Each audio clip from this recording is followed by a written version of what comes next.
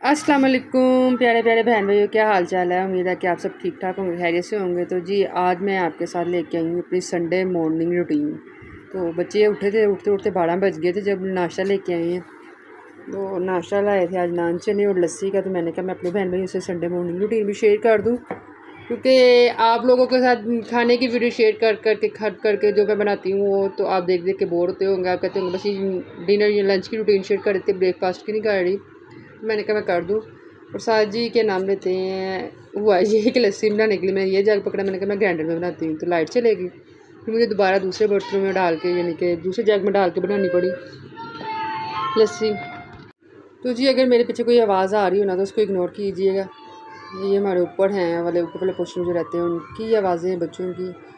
अच्छा जी, लस्सी फिर मैं बनाने लग पड़ी। लस्सी बनाई, बर्फ़ डाली और देखना ज़रा इन आगे चल के ना मेरी लस्सी कड़ाम करके मैंने बर्फ़ डाली ना तो बाहर जब मैंने इसको वैसे किया ये देखे गिर गई।